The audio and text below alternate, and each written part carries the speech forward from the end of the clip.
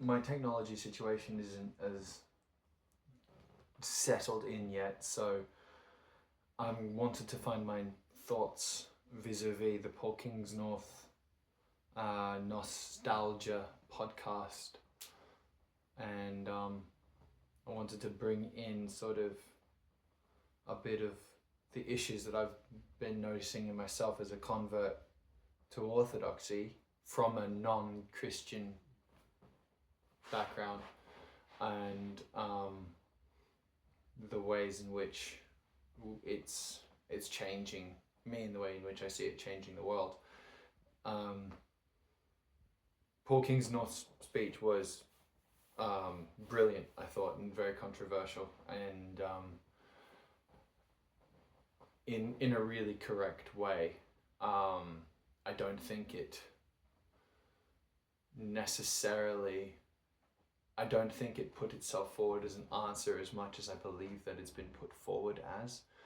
I feel like it's actually being put, I feel like it was more of a necessary question and a humble searching that was being taken as a proclamation and a protest against the way that other people view their Christianity, especially considering there is this idea of the emergent psychological existential Christianity that we all get from Peterson. But I'm going to just go through Paul's video and try to find some threads that I can hook onto and attach, just so that I can be part of the conversation. You can only just hear it through the laptop in front of me, though. So agriculture and everything that has allowed human beings to settle in a kind of stable way is a manifestation of our sinfulness, and it's bad, and that somehow we need to return to a kind of hunter-gatherer life where we were really flourishing. I come across this all the time, by the way, because modernity is just absolutely packed full. I don't think that that's what Paul's speech concerned. I think that that's a utopian vision of what was happening with like an utopian lens into Kingsnorth, because I think that he fully acknowledges the benefits of civilization, and he fully acknowledges the detriments of de-civilization. But at the end of the day, I believe it's actually a question of conservation and attention.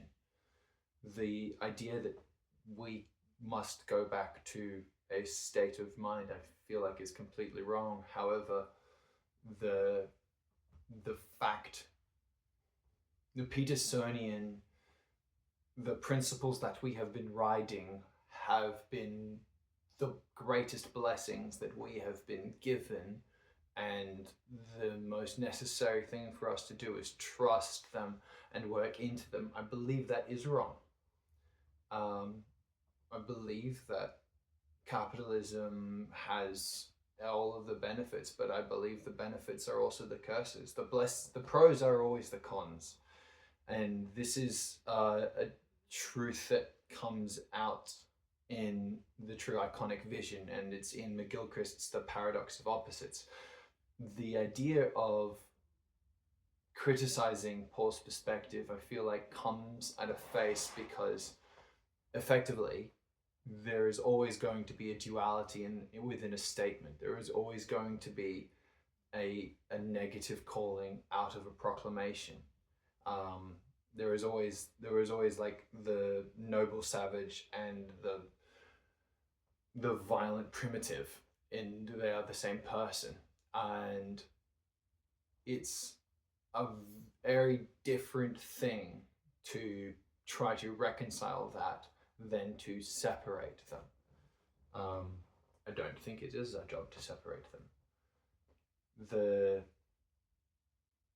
The proclamation that Kingsnorth made, to me, was a much more humble resonance of not trying to solve the greatest ambitions of the problems, and rather trying to be a much more present being within your immediate life.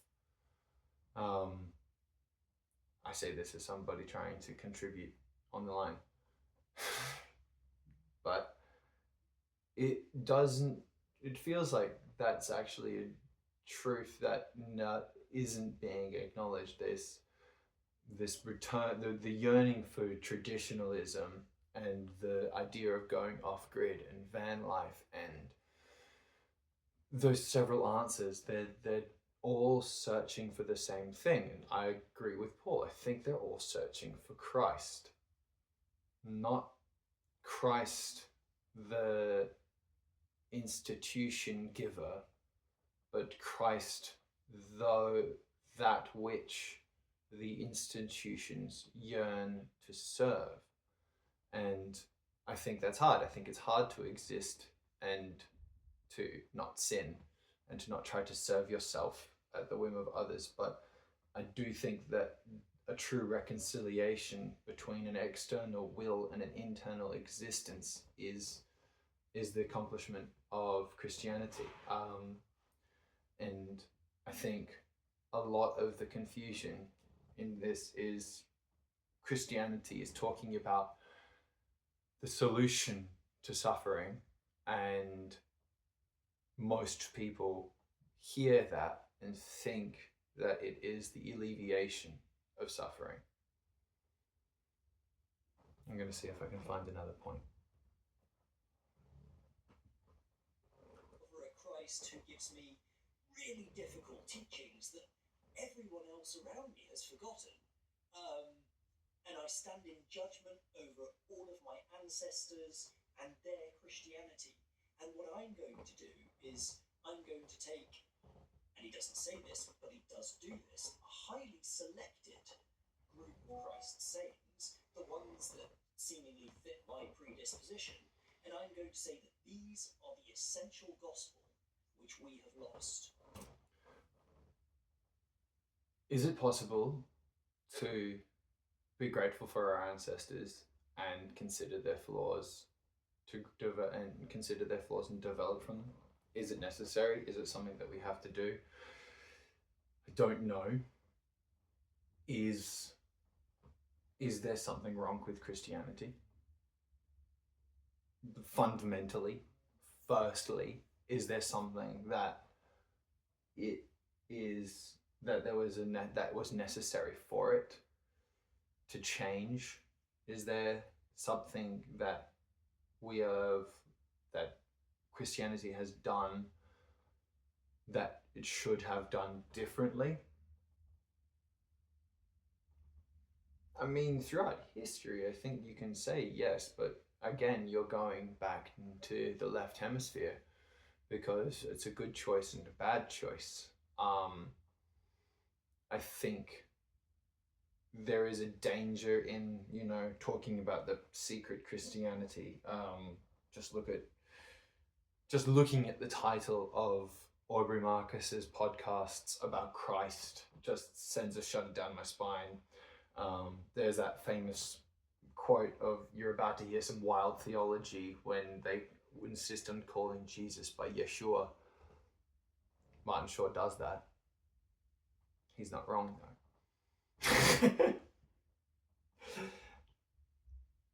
But orthodoxy does try to have a proclamation of a apostolic truth, of a historic truth, and of a genuine truth that is exclusive to itself in some certain way. I don't think that exclusivity means that it's not found in other places. But I do think it's the central tenets of orthodoxy are they're much more closer to Buddhism in so many ways than Western Christianity.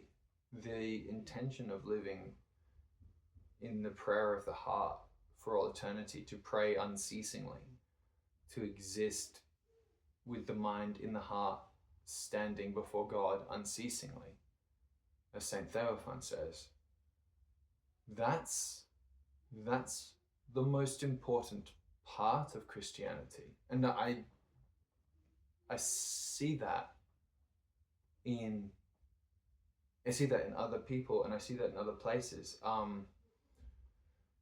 The most important part of Christianity to many people feels like the work is finished and accomplished and done, and it was done by someone far greater than themselves. And I don't think that's not true. I don't think that's not true. I think it is true. But I think there is a necessary relationship one must have in transforming our souls to before that accomplishment. The idea about transforming chronos into kairos. And that's not an idea that's about grandeur of ritual. It's an idea about humbling of presence, because you cannot reject that which is before you. What is before you is the greatest blessing, and it is that blessing that is where you are transformed, and to the point that even the greatest suffering is that which will transform you the most, or to kill you. I don't know. I haven't, by all accounts, I really shouldn't be talking. But I am exploring as much as everybody else. And I think there is a freedom in contribution to a dialogue where people who trust each other in this exploration is necessary and healthy, and also much more what's the word? Human. Well, I disagree with metagelical. I think it's metacarnate. I believe that we are hosting each other in our minds, and there is a new body being formed in the relationship that we're having over this screen and in this dialogue, or whatever you want to call it. Like Kingsnorth, in my opinion, doesn't contradict Christianity, but what he does is he shows how new Christianity truly is. Like there's a hymn, and it might be a Pascal hymn or something within one of the divine liturgies, and Christ's death and resurrection was the last new thing. And in a way, you're not, if the moment you see Christ is the moment you have fallen. There was this incredible image, incredible tradition about the mandilion, which is Christ's face as on a flag, normally with like two braids and a chin and going over his head, and it was commissioned by a wealthy landowner or a king during Christ's time on earth, and he was too sick to travel to meet him, and so he sent a servant to ask a portrait of Christ so that he might look on him. They go, and he grows degrees, and they sit for him, and he sits, and they try to paint him, and while they're trying to paint him, he keeps changing. He turns into a baby, He turns into the baby and the Theotokos. He turns into the Ancient of Days. He turns into a 33-year-old man. He turns into a bloodied and brutalized and crucified man. And they're not able to draw a consistent image of Christ until Christ goes here. And he takes a towel or takes a rag and presses it to his face and then releases it. And that's the icon of the Mandylion. And there's a lot within that story which comes out, but it is fundamentally first and foremost that everything we're doing is a procession towards a relationship with a unknowable creator. And you need an ability to see that first before the story can inform your life. You need the idea of an incomprehensible deity becoming man, the idea of a paradox being present in reality is a necessary thing. The idea of trying to see it as something not only real but new and realer than anything else, something that informs reality, something that transforms reality, that's much more important than an image of Christ. The image of Christ should point to that. I love my favorite Vanderklays clip. People are not pawns to be converted. People are the image bearers of God, and our job is to love them. This idea that ideas and principalities and conversations and thoughts and theories are at a war. There might be a necessity for it. There is a time, I'm certain, for left hemisphere thinking, for right and wrongness, but the fundamental thing is the hospitality and communion of all things, and that comes at first at a loss of self, an idea of self repulsion, to love one so much that you hate yourself. Very extreme. Not sure I understand that sentence fully either. But the solution in Christianity is not an answer that transforms the world around you. It transforms yourself. The solution to suffering is not the alleviation of suffering. The solution to civilization is not the destruction of civilization, but it's not civilization either. It's engaging in a paradoxical nature that is fundamentally deeper and more true than any of the dogmatic, pedagogical doctrines people could throw upon you. In that case, in that sense, that's what I see. But obviously, it's harder than that. I think there is a difference between going with the flow of life as if you were, a speck of existence, and being a Christian. I think that there is a tension that all things are drawing towards the center. But I think fundamentally there is the first thing is the acknowledgement against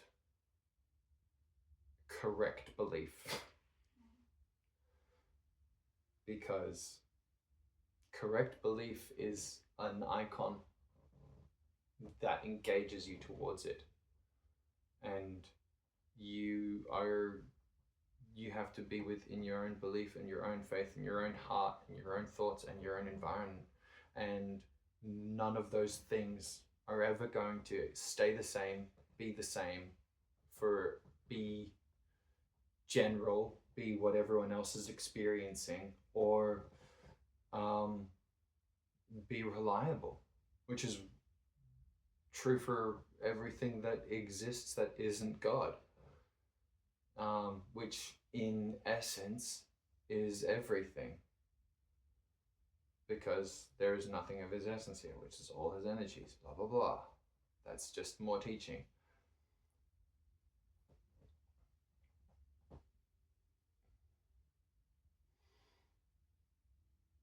I'm going to share a poem at the end of it for you several people listening.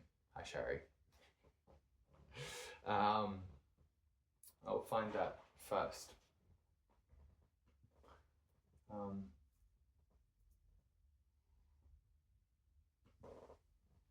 Writing is a very interesting use case scenario of what I was actually talking about. What this poem was about, I have no idea. I wrote it. It being about something is not the important part. I had my lovely wife and my sister actually said it was about the same. Was it about this? And I was like, maybe. But I didn't write it to meet to an outcome, because I did not believe it was I'm really trying not to be a transactional magician with my poetry anymore. That's for another time, I guess.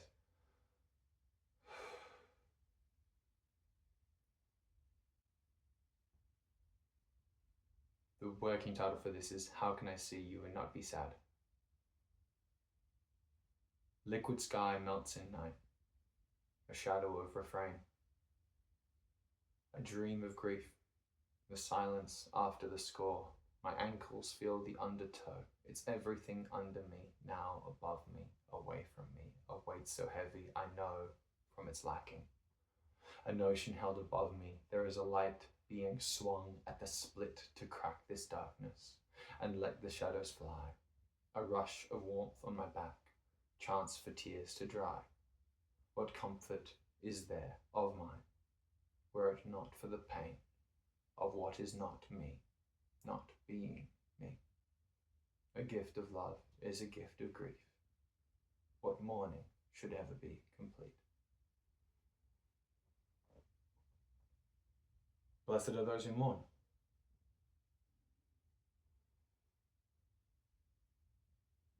The concept of feeling, I believe, a human should have is much more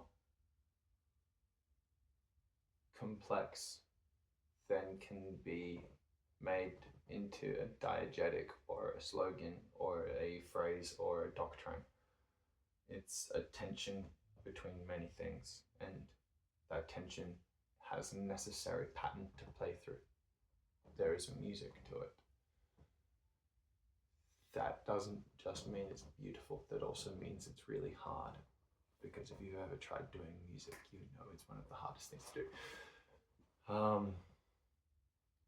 There is no center to what I'm talking about. I'm gonna just get some more points out of this place, out of this video. Let's see what Paul's saying at 13:55. Kind of undeveloped land. Is it Transylvania over there by Romania? And I mean, there's all sorts of associations that play in people's minds. And the idea is that, well, maybe this is just sort of a going back to Rousseau, but it's a strange Rousseau in that now this noble nature, natural vibe is in defense of Christianity against the rise of the machine.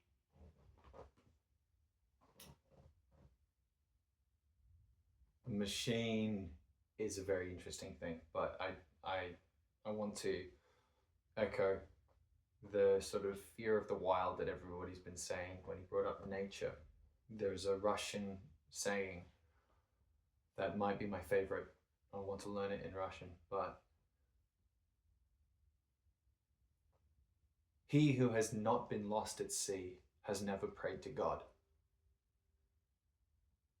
And that is a true experience of nature that I believe everybody has had some experience in.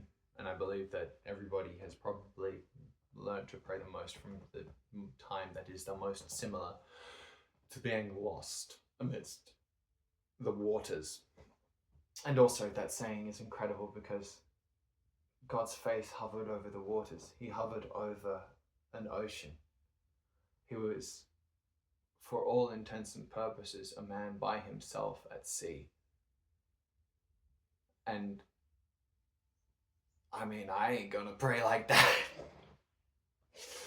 But that's an experience that you can share, and look at the tension that strings up between what we can see Christ and God doing in that moment, and what we can feel when we're in the same one. I had a note pinned.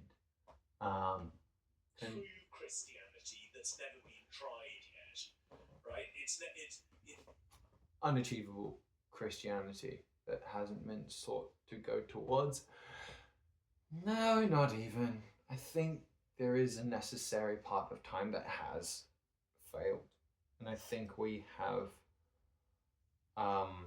put ourselves into a motion of history where there needs to be a resurrection. And I think that is through a humbling of oneself and an acceptance of one's surroundings, not a willing embrace of the track of progress that goes towards it, and not a allergic retreat away from it either. And the idea of returning to the garden is the fundamental motif of Christianity, which is completely wrong. Completely wrong. As a return, I suppose, but a new heaven and a new earth is being created, is being sought, and the idea of not trying to, the idea of retreating back to Eden is negative, because it's not, it's a repenting back to Eden, it's a humiliating back to Eden, it's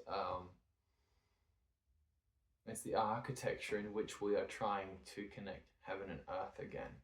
In Orthodox churches' architecture, even some other churches, I'm certain, the fundamental principle is connecting heaven to earth in a reconciliation.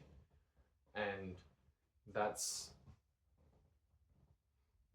is what we're trying to do when we say, "Thy kingdom come, thy will be done." The problem is that made people think that that's us trying to transact ourselves back to Eden, and that's wrong. But we know what lies before us because he is before us. But it's not about the transaction to get to that process. It's about the presence of, it's about being in the presence of that. There's a lot here. There's a lot more to be said. If I can find something on that on Tolstoy, I would love to talk about that. In biblical allegorical terms, the whole cosmos is a temple, and this draws us back to the question of the New Jerusalem, as Paul rightly points out, at the center.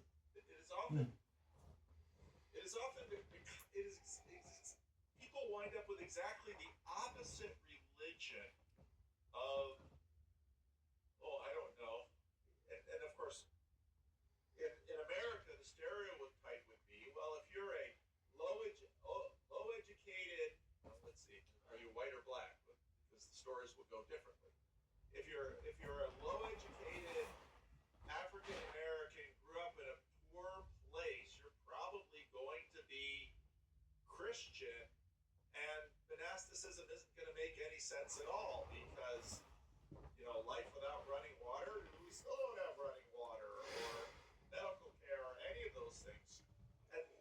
Or if you're, let's say, growing up poor, white, and in the South, I think it's more true 50 years ago than it is now. You probably go to some neighborhood Baptist church where, they have the kind of theology that many people who are sort of excited about the Christian paganism would be horrified at. It was funny because As a flip side, I have friends from Russia who live in Siberia, and where they're from, it's completely normal to have a shaman and a priest. They're always they're half Buddhist and half Orthodox, and they just go to both. And there's a lot of courageous bravery that goes against people's thoughts of where they are and what they believe, rightly or incorrectly, I think, as well. Like this icon is of Christ in the 7th century.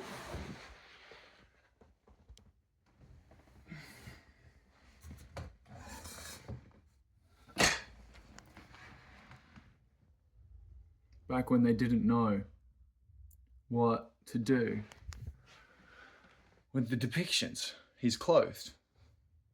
St. Andrew, Theotokos, Christ, John the Baptist, Theophany. But they didn't know what to do with him. So he's cloaked as a druid, as a priest. But the priests were the druids were the priests. They took the role that their king asked them to. The way in which Christianity is a scandal. Fundamentally, it's meant to make you uncomfortable. I'm learning that slowly. But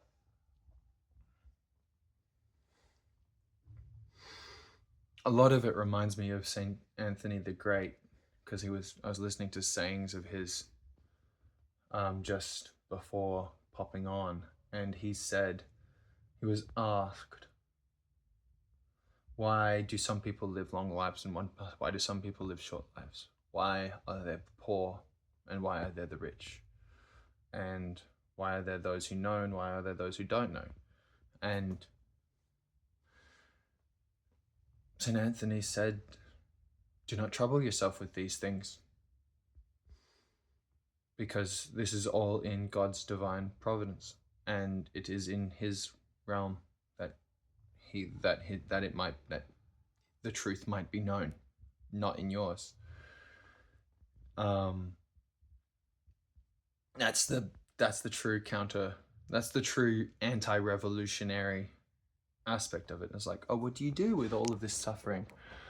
The first answer is you don't go insane by getting overwhelmed by it.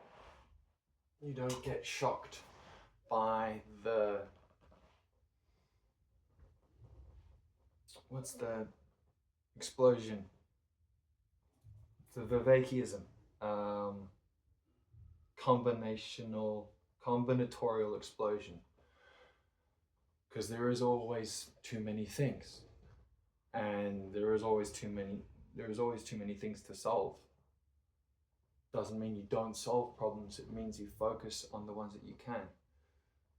Worrying about the words, the Psalms being sort of preached to people who can't read, or worried about, poor monastics. A church father, might even be Saint Anthony again, or Saint Basil, but in my Psalter, in the Septuagint Psalter, they say, The Psalms are written on the heart of every serf. It's one of those things of going, oh, they don't know how to pray. Don't worry about them. Pray. It will all come to pass. There's a little bit of Christian universalism in there, but I'm certain that there's room for that within a dogmatic one as well. I'm going to find one more thing and then see if I can carry off of it.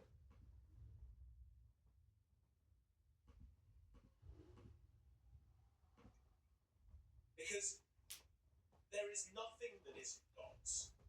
Oh, this bit. Oh my lord. This got me. This actually riled me up. What is the shape of the civilization?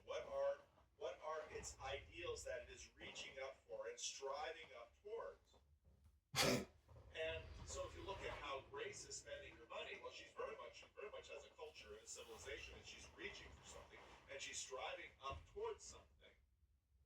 Let's play the last one. Oh man. Actually, what Christ is essentially expressing is typical rabbinical irony. And this is one of the things that So Jesus laughed. About Christ's ministry, his deliberate use of humour throughout the scriptures. And it comes up now and again, you like when in his dialogue with the woman at the well in the Gospel of John, when he's, I'd love to meet your husband, and I don't have a husband. Oh yeah, that's right, you got 5. Yeah. That was him taking the piss? This kind of, he's mocking her, but as we would say, joshing her. He's provoking in her response. Sure. But that's also trivializing her. Which, I suppose if you're Christ, you can. But I don't think he is trivializing her. I think he is showing the depth of love and the depth of love he has for her by going, I know. I know how many husbands you've had. I know how you have suffered. That's not humor. Christ says, give to God what is God's and Caesar what is Caesar's. He's saying, he is taking the piss. And he's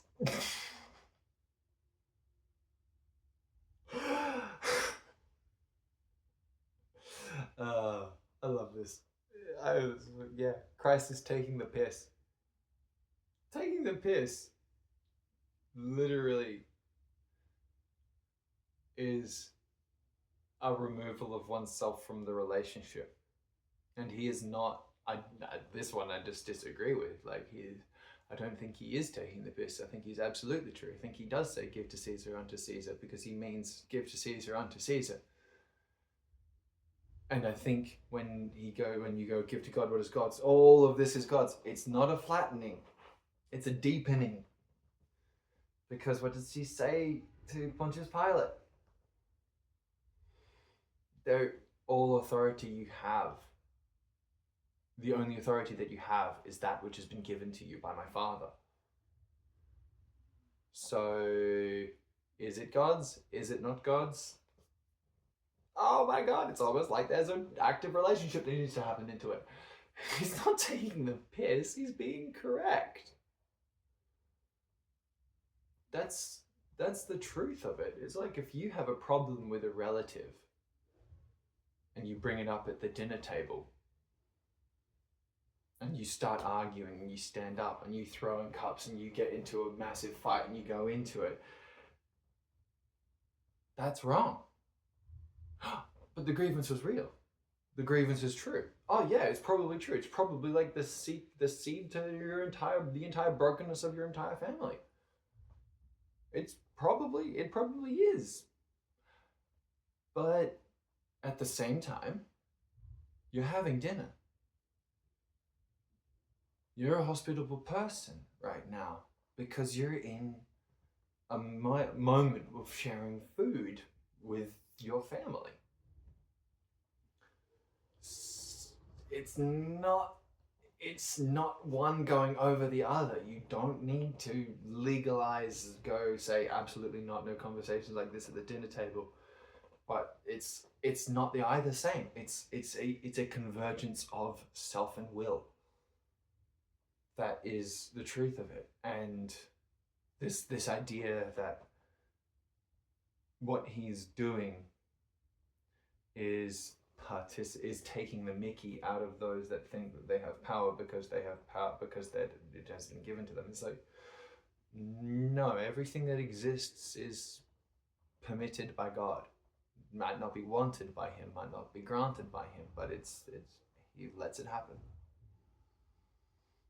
That's a truth. He's not going like, this isn't Caesar's. He's going, it is Caesar's. God, what is God's?